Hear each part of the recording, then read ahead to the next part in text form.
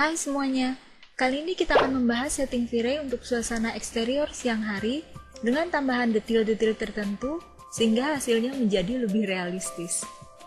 Saya sudah menyiapkan sebuah bangunan berukuran sedang yang sudah saya beri material V-Ray keseluruhannya dengan background yang cukup terang untuk suasana siang hari.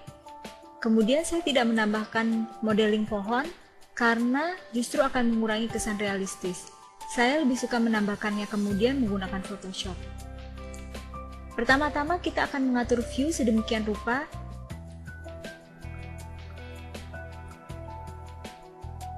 Lalu kita buat scene.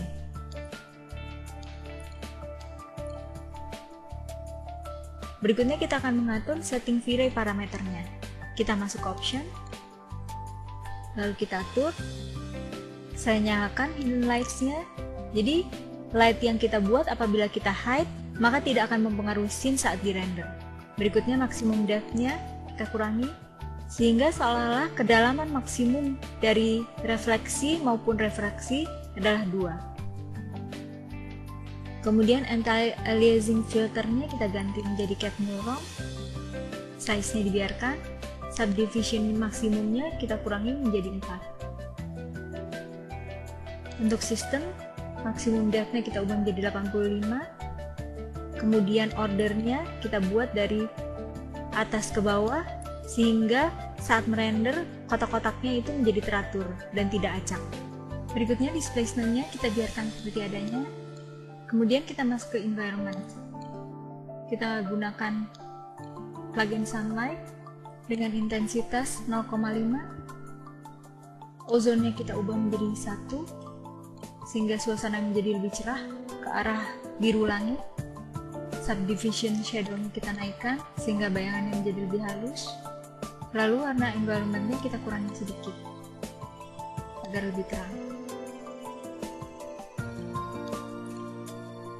Untuk kamera physicalnya on, shutter speed-nya kita kurangi menjadi 100. Untuk output saya akan membuatnya agak kecil untuk menghemat waktu, tapi jika Anda ingin membuat lebih besar dengan settingan ini Anda dapat lakukan. Aspek image-nya saya akan ubah menjadi 1,6. 1,6 itu kurang lebih komposisinya seperti pada layar kita, akan tetapi lebih tinggi sedikit. Itulah kenapa saya membuatnya agak lebih zoom. Kemudian angkanya saya ubah menjadi 1200.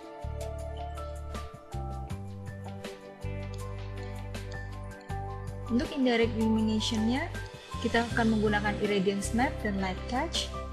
Kita nyalakan dulu ambient occlusion-nya, ubah menjadi 5, subdivision-nya menjadi 15, kemudian amount-nya menjadi 1, secondary engine-nya menjadi 1. Untuk irradiance map, saya biarkan seperti adanya karena setting default dari V-Ray saya rasa sudah cukup tinggi.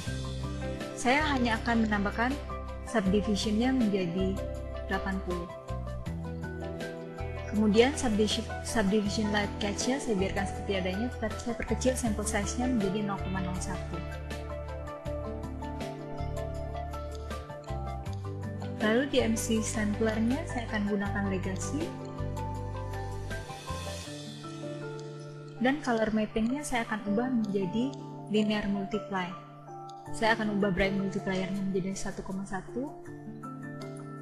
dark-nya menjadi 1,1, dan gamma serta input gammanya menjadi 1,9. Hilangkan efek background, plan output. Jika Anda merasa setting ini kurang terang, Anda dapat menaikkan nilai GI color-nya atau intensitas dari sinar matahari, atau Anda dapat menambahkan nilai dari film speed-nya. Sekarang kita akan memberikan sinar matahari. Kita nyalakan dulu ini agar kelihatan bayangan mataharinya dari mana.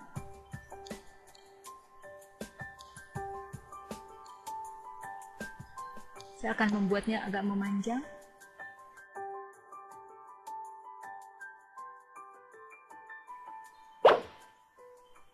Oke. Kemudian untuk scene ini saya akan menggunakan displacement sehingga tekstur rumputnya menjadi lebih realistis. Memasukkan tekstur rumputnya seperti biasa, lalu di material saya edit, pada colornya adalah tekstur rumput, sedangkan saya tambah di sini, di displacementnya saya ambil angka 3, yaitu dia akan naik sekitar 3 cm dengan bitmap. Dengan bitmap rumput seperti ini. Berikutnya kita akan menambahkan bayangan pepohonan, yaitu menggunakan tekstur pohon yang kemudian kita mask menggunakan opacity.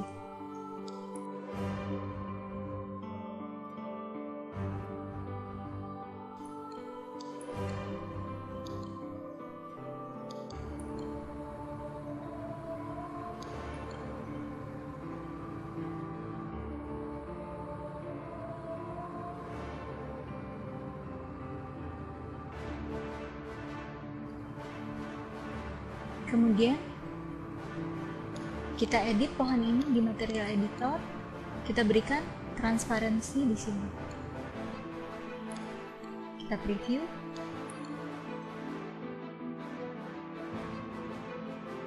Oke. Lalu kita akan membuat barisan pohon sedemikian rupa sehingga arahnya tepat mengikuti arah dari sinar matahari, yaitu dari sini ke sini. Kurang lebih seperti ini.